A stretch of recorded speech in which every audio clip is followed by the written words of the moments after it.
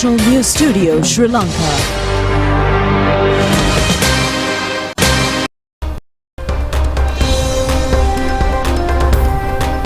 Good evening and welcome to the National News broadcast, bringing to you live from the National News Studios here at Rupavahini. We are ready to bring you the top stories here at home and around the world. I'm Charita Vinuparachi. A very good evening indeed. I'm Sharifa Tahir. Let's take a look at the headlines.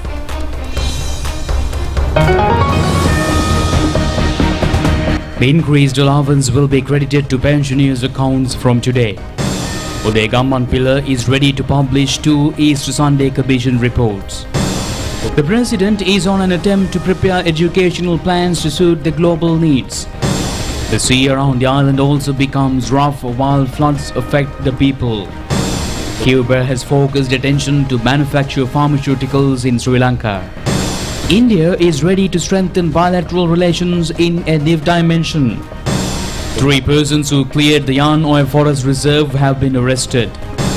The UN conducts an investigation on Israel attack that killed 23 in Lebanon.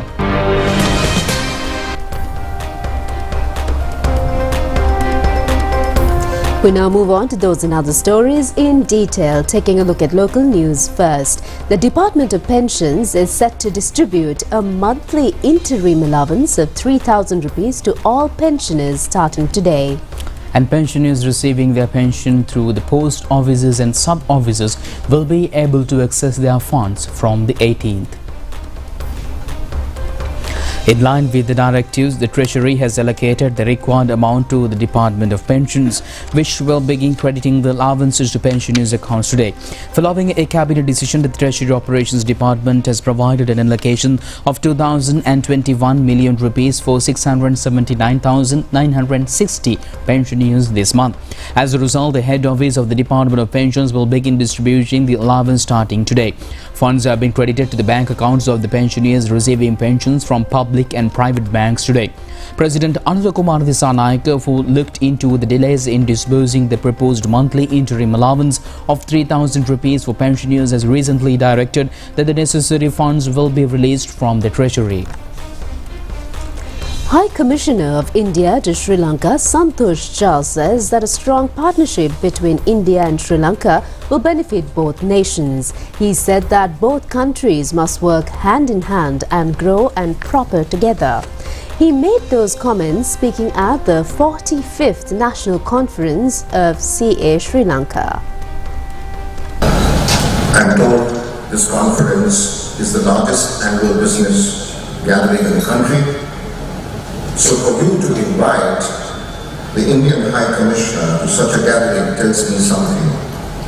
One, of course, is the natural interest that you have in India, being India's closest neighbor. But my guess is that there is perhaps something more. It is mainly a reflection of your growing desire to look at India afresh and to seek advantages from the Indian growth story. If so, this is a legitimate aspiration. We must work hand in hand and grow and prosper together. Like it or not, we are naturally intertwined and interlinked by geography, history, tradition, and by our future. We are irreplaceable, indispensable, and inextricable as partners. Any attempt to drive a wedge can only be detrimental to our shared future and for our shared aspirations. It will be a negative, not just for one side, but to the other as well. And that too in equal measure. We must therefore transcend old mindsets, overcome past hesitations, and actively work together for our shared goals, objectives, and aspirations. And meanwhile, providing fertilizer subsidy for the upcoming Maha season to paddy farmers is successfully underway at present throughout the island. Accepting applications for this purpose has been conducted at the Agrarian Services Centres island-wide. Granting fertilizer subsidy to 1,568 farmers who started paddy cultivation at the rain-nurtured zones in Ampara district commenced today. They are to cultivate 1,300 hectares of paddy lands. Over 87,600 hectares of paddy lands are to be cultivated under major and minor irrigational schemes in Ampara district. 75,000 hectares will be cultivated under large-scale irrigational schemes and over 5,500 will be cultivated under small-scale irrigational schemes.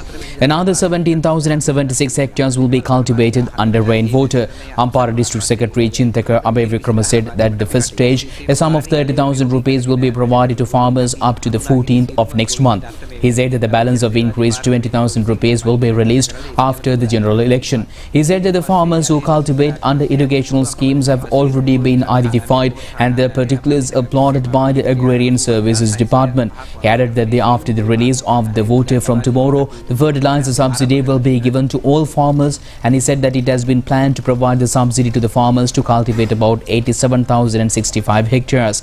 A sum of 5.6 billion rupees was credited to the accounts of paddy farmers who cultivate paddy under rainwater in Lahugala, Mahaoya, Iragama and Pothaville divisional secretariat areas yesterday, and 481 farmers who cultivate 372 hectares of paddy lands have received benefits under this subsidy. Providing fertilizer subsidy to farmers in the Vavuniya district has also commenced, and applications are accepted to provide a subsidy of 25,000 rupees per hectare is effective at 8 agrarian service centers from today.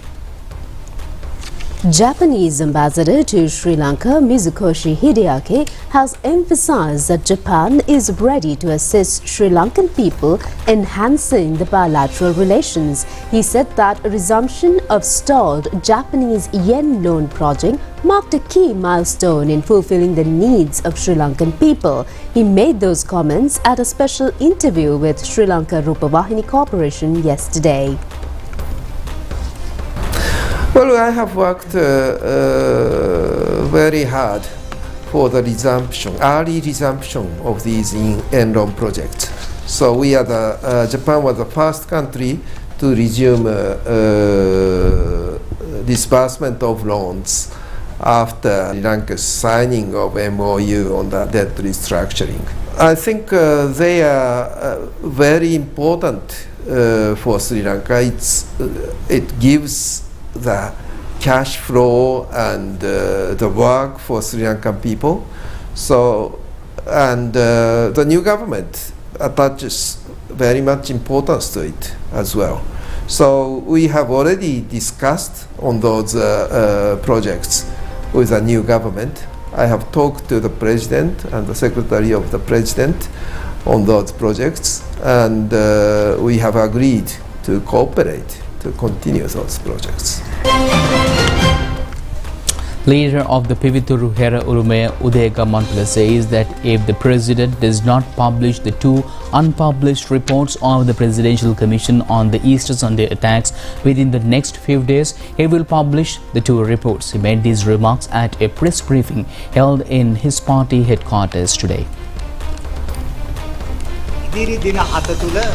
Leader of the Pivithuru Hera Urume Udega Mantala said that if the president fails to publish the relevant 2 reports within the next 7 days, he will definitely publish them. He said that he made this comment at a media briefing held on last Monday, and in response to these comments, Cabinet spokesman Minister Vijitha Hera stated that he would give 3 days time to hand over the relevant reports to the government. He said that the minister had also said that keeping the relevant reports secretly is a crime, and he will look into the matter how Udega Mantala received these reports. He added that Minister Vijitha Hera also said that when the government received the 2 reports, then he will publish soon. In response to the minister's comments, he said that he will not hand over the reports to the government at any circumstance if the government does not publish them.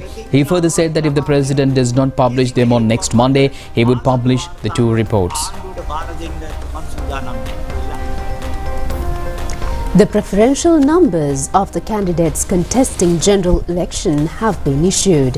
The Election Commission says the relevant numbers can be obtained from the relevant district secretariats. Meanwhile, issuing a communique, the Election Commission says that various statements made by some individuals criticizing the activities of the Commission are being published through media. The Commission stresses that these statements are fake and baseless.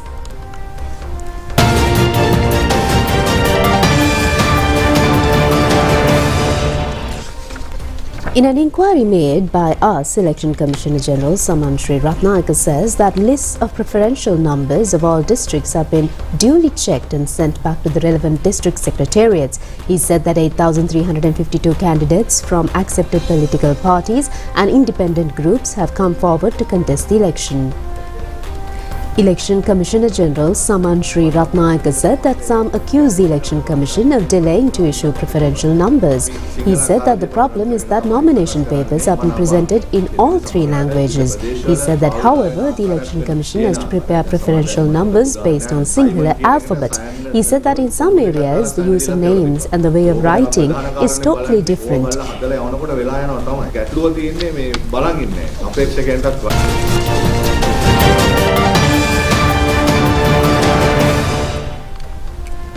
President Anura Kumara Dissanayake emphasized the need to rebuild Sri Lanka's education system in alignment with global demands to achieve the country's educational goals. And he pointed out that children must be equipped with knowledge to improve the nation's human capital for Sri Lanka's future progress. President Anura Kumara Dissanayake made these remarks today during a progress review meeting of the Ministries of Education, Science and Technology at the Presidential Secretariat. The President further highlighted that the responsibility of creating the workforce needed by the world over the next decade falls on education officials, stressing the importance of aligning educational projects within the vision. The meeting focused on areas such as modernizing school education, improving teacher training, advancing secondary education, enhancing technical education and developing information technology education. Further discussions were held on expanding the number of schools offering science, mathematics and technology curricula for advanced level students. Prime Minister Dr. Harini Amarasuriya, educational officials and others were present at this occasion.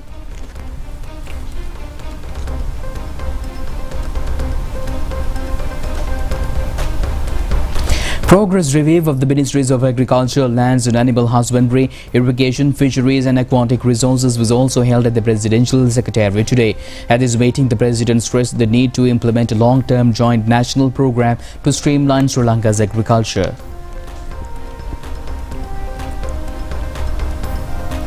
The Meteorology Department informed the naval and fishing communities to not sail in the shallow and deep sea areas of the coastal belt stretching from Batticlaw via Trincomalee and Kankesanthare up to Mannar until tomorrow.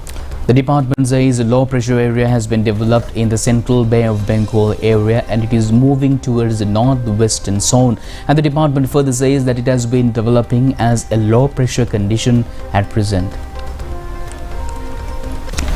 Due to this situation, showers or thunder showers may occur in the sea areas around the island. The wind speed along the coastal belt and the sea areas stretching from Galle, Hambantota, Batticlaw, Trincomalee, Kankesanthare and Mannar areas may increase 60 to 65 km per hour. The Meteorology Department also forecasts that tidal waves may reach the land areas close to the coastal belt. Deputy Director of the Meteorology Department, Beryl Bendis, said that since the low pressure area in the Bay of Bengal Sea is gradually developing, the fishing and naval communities are advised to prevent from sailing in the Sea of Batticlaw to Trincomalee and Kankesanthare to Mannar. He said that the sea areas of the coast belt stretching from Puttalam, Colombo, Galle, via Hambantota may become rough and tidal waves up to 2 meters to 2.5 meters may occur. Meanwhile, vehicular transport at Samudra Avenue area in Galle along the Galle-Colombo main road was disrupted due to high tidal waves reaching the main road. Our correspondent reported that there are prevailing a heavy windy condition at Ambalanguda area last night. Several multi-day vessels anchored in the Ambalanguda Fisheries Harbour have been washed ashore due to the winds, causing severe damages to some vessels. Our correspondent further says that fishing activities in the Ambalanguda Fisheries Harbour have been curtailed due to the situation. Acting manager of the Ambalanguda Fisheries Harbour, Harshanath Jayasinghe, said that measures will be taken to provide compensation to the owners of the damaged vessels.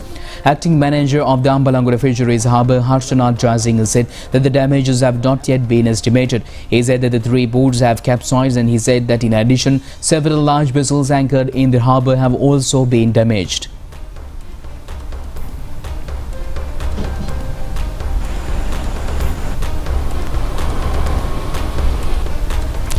Tidal waves occurred in the Kalutara North area as well as this morning has caused damages to house holiday resorts and the roads in the sea beach area. This accident has occurred at a coastal area of about 1 kilometer from the Calido beach. 160,098 persons belonging to 40,921 families have been displaced due to the floods, gale force winds, lightning and falling trees. The Disaster Management Center says that 9,591 persons of 2,222 families have been temporarily housed at 70 safety centers. 406 houses have also been partially damaged. The Cuban ambassador to Sri Lanka, Andres Marcelo Gonzalez Garrido, said that the Cuban government focuses on paying attention to the production of pharmaceuticals in Sri Lanka. The ambassador mentioned this in the discussion held at the Prime Minister's office today while extending greetings of the Cuban government to the Prime Minister Dr. Harini Amarasuriya. Important matters, including further strengthening the almost 65-year-long diplomatic relationship between Sri Lanka and Cuba, resuming the mosquito control projects implemented under Cuban aid, providing scholarships in medical and sports education for training institutes and universities in Sri Lanka were discussed. Prime Minister Dr. Harini Amarasuriya expressed her gratitude for Cuba's continued support despite the economic challenges faced by Cuba in the past few years and extended an official invitation to the Cuban Prime Minister for a visit to Sri Lanka.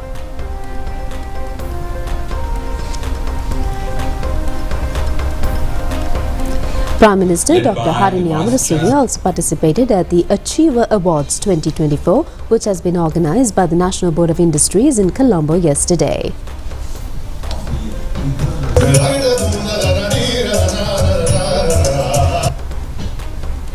We believe that innovative and socially responsible entrepreneurs can change the way we live and work. They can, and they do, many of them already do, invest in community projects and provide financial support to local communities. Often their work takes them beyond their own particular initiative and serve the community at large. This is what we really expect from our local industry, to be part of the community and to be part of a community's growth and development. Entrepreneurs and local industries play a major role in the economy of our country. Not only do they create new job opportunities and contribute to economic growth, but they can be a force for great good in the community. We believe that one of the most important aspects of entrepreneurship and of the SME sector and of local manufacturers is that they can bring new products, innovate, and bring new ideas to the market. We know that the creative ideas of entrepreneurs help advance our world in many ways in the field not only of business, but culture, science, and technology. We believe that with good innovation, with responsible business practices, and a sense of community, we can also change the way communities are organized through the way in which industries operate in our country. We are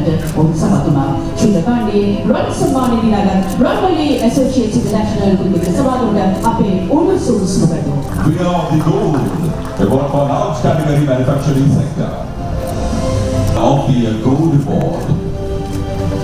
We have one more gold award recognizing the small category service.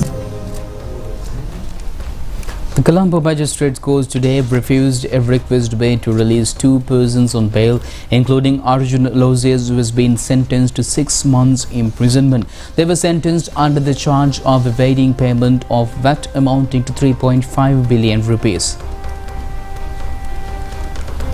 The President's Counsel, who appeared for the respondents, requested the court to be released his clients on bail. However, the additional magistrate Bandara Illan Singh stated that this case filed under the certification of Inland Revenue Department. The magistrate informed that since the respondents have been sentenced an alternative punishment and the case is not a criminal matter, the request for bail will be rejected. The appeal courts today issued an interim injunction preventing the implementation of the warrant against cricketer Upul Tharanga to be arrested. The court issued the order considering a writ application filed by the petitioner Upul Tharanga. The court also issued another order to the IGP and the officials of the Anti-Corruption Division of Sports not to arrest the petitioner. Upul Tharanga has been accused of failing to appear before courts to give evidence at a case filed against him under the charge of match fixing. Defence Secretary retired Air Vice Marshal Sampath Tuyekonta says that the government will strengthen national security, giving the first priority. He stated that in this move, stability of peace and value of cooperation will not be forgotten as well. The convocation of the Sir John Kothalavala Defence University was held in Colombo yesterday under the patronage of the Defence Secretary. 1,728 scholars of defence services were graduated at this convocation. Degrees were conferred by the Chancellor of the Sir John Kothalavala Defence University, retired General Shanta Kottegoda.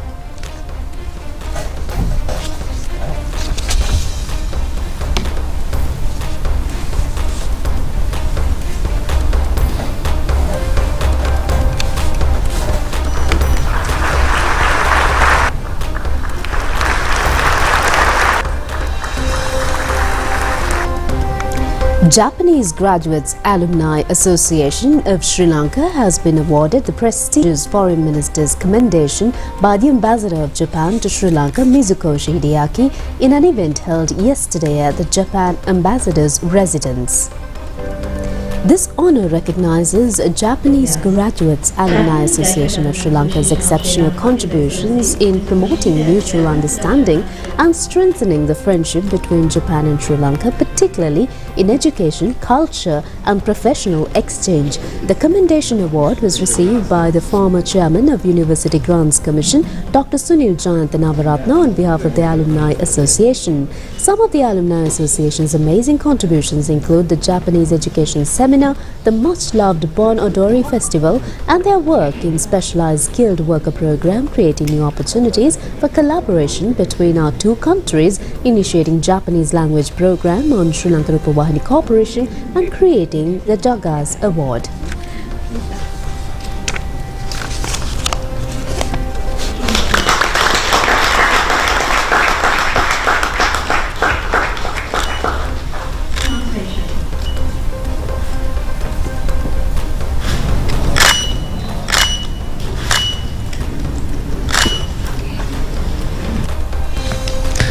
It is a great pleasure and honor to be with you today as we gather to recognize the remarkable contributions of the Japanese Graduate Alumni Association of Sri Lanka, JAGAS, with the Foreign Minister's Commendation. This award symbolizes the immense value of the dedication and hard work that the Japanese Graduate Alumni Association of Sri Lanka has displayed over many years in strengthening the bond of friendship and mutual understanding between Japan and Sri Lanka. JAGAS has served as a beacon of excellence in promoting higher education, collaboration, and cultural exchange between our two nations. It has played a pivotal role in deepening the ties that bind us today. JAGAS, through its numerous initiatives, has enabled generations of Sri Lanka to experience the rich cultural heritage and academic excellence of Japan, while simultaneously fostering a profound appreciation for Sri Lankan culture in Japan. One of the notable contributions in the Japanese Education Seminar, which JAGAS has jointly organized with the Embassy of Japan and the Japan International Cooperation Center for many years. Through this platform, countless students and professionals from Sri Lanka have been introduced to the opportunities for higher education and cultural exchange in Japan, furthering academic collaboration between our two countries. The Bon Odori Festival, which JAGAS introduced in 1993, has grown to become one of the most cherished cultural events in Colombo. By celebrating this beautiful Japanese tradition in Sri Lanka, JAGAS has allowed thousands to experience the joy and spirit of Japanese summer festivities, further enriching the cultural tapestry shared between our two countries. That I am completing my tenure in Sri Lanka very soon, and I am going to assume the post of the Ambassador of Japan to Sweden. As my departure date of 24th October is fast approaching, I would like to thank everyone in attendance today for all the support and encouragement that you have given me throughout the entire 3 years of my service in Sri Lanka. Nothing would have been possible without the great friendship that I enjoyed with each and every one of you. I hope my successor, Mr. Isomata Akio, who is currently the ambassador to the United Arab Emirates, will also have the privilege of having the same friendship from you. It's a true honor to stand before you today as the President of Japanese Graduates Alumni Association of Sri Lanka, known as JAGAS, to express our deepest appreciation to His Excellency Mitsukoshi Hideki, who has served as the Japanese ambassador to Sri Lanka from November 2021 to October 2024. This evening is also a proud moment for JAGAS as he humbly received the Foreign Minister's commendation from the Japanese Ministry of Foreign Affairs. We are truly grateful to Your Excellency for nominating us for this prestigious recognition. It reflects our shared commitment to strengthening the relationship between Japan and Sri Lanka. Your Excellency, Japan's support has been cited critical to Sri Lanka's development, particularly through projects like Katunayaka Bandaranaike International Airport, Digital TV, most probably will come in soon with other 11 projects. Colombo Light Rail projects also, we hope, you will arrange. And contribution to sustainable energy and so many other projects. Your leadership has strengthened economic ties and provided crucial assistance during Sri Lanka's economic crisis. Your efforts to secure international support were vital in helping our nation stabilize during this challenging period. And for that, we are forever grateful to you, sir. Your Excellency, your unwavering support during the economic crisis stands as one of your most significant contributions. Through your diplomatic skill, Japan's assistance, along with international aid, played a key role in our recovery. Your dedication to Sri Lanka and its time. And meanwhile, an unidentified gunman has shot a person who was sitting in a rear seat of a three-wheeler in front of the Madampetia cemetery. The victim, who had critical injuries from the gun attack, has died on admission to the Colombo National Hospital. The victim has been identified as a 35-year-old resident of Bijaya Savannah area in Grand Pass Police Division. According to the investigations, the killers have come from a motor car and used a pistol for the shooting. Special operation is now underway to arrest the suspects. We now move on to a few local news items in brief. More incidents related to human-elephant clashes have been reported from Bakamun area. Our correspondent said 3 houses were destroyed by elephants who roamed into the Yaya 26 village. Villagers request the authorities to protect their lives and properties from wild elephant attacks. Sigiriya forest rangers arrested 3 suspects who were clearing lands within the Yanuya Sanctuary Forest Reserve. The suspects were acting on a contract given by businessmen in Colombo.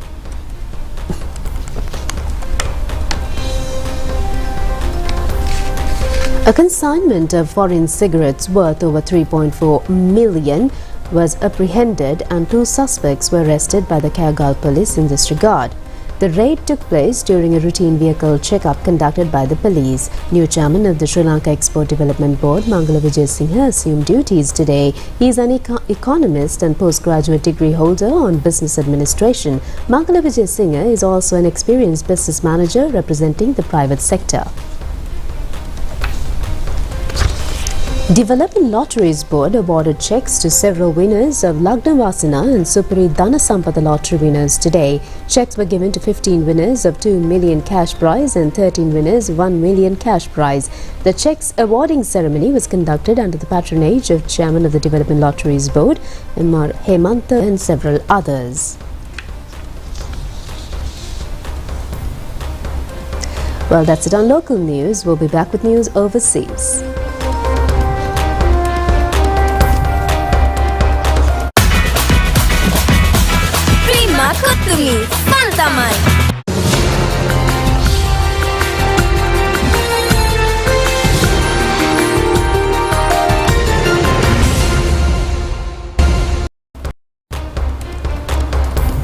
Moving on to news overseas now, the United Nations Human Rights Office has called for an investigation into an Israeli airstrike that killed 23 people in northern Lebanon on Monday. And meanwhile, the United States has written to Israel giving it a 30-day boost to humanitarian access in Gaza.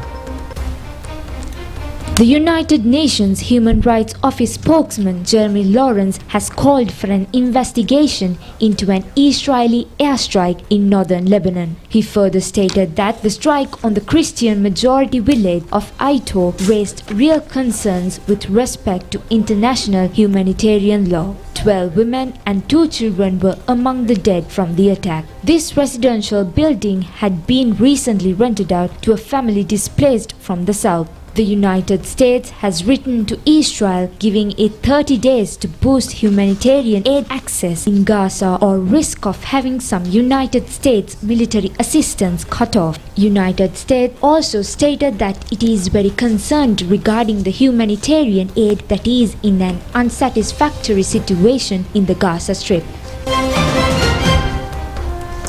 A bus carrying university students in the Al Galala Highway, northeastern Egypt, has crashed, killing 12 people and wounding 33. The students on board the vehicle were returning from their classes to their dormitory when the crash occurred. In a statement, the ministry said that 28 ambulances were dispatched to the scene of the accident. The ministry did not specify further details regarding the conditions of those wounded and what led to the crash. The driver has been arrested as a part of a probe into the accident.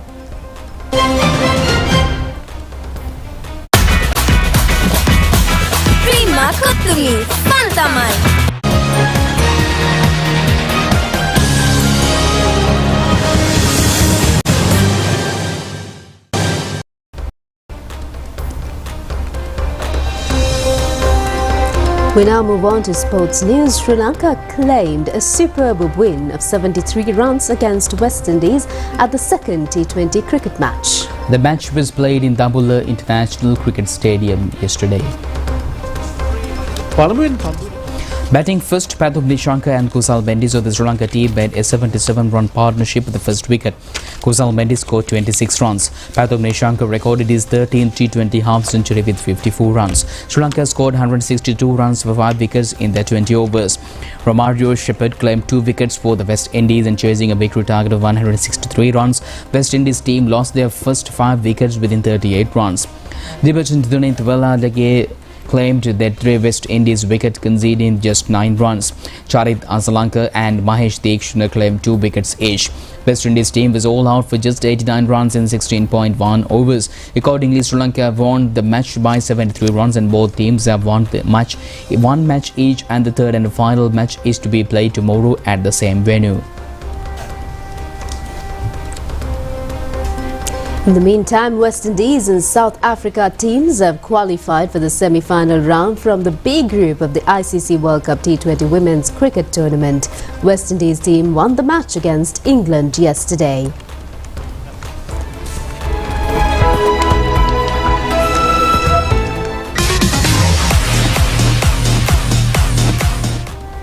The match was played in Dubai. Batting first, England scored 141 runs for 7 wickets in 20 overs.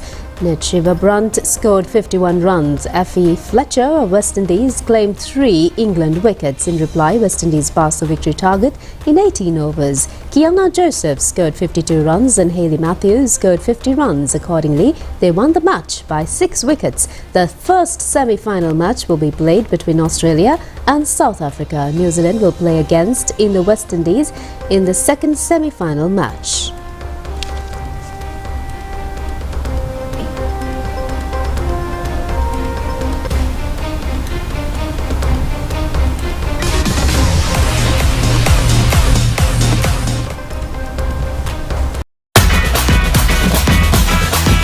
Kottumi, Fantamai.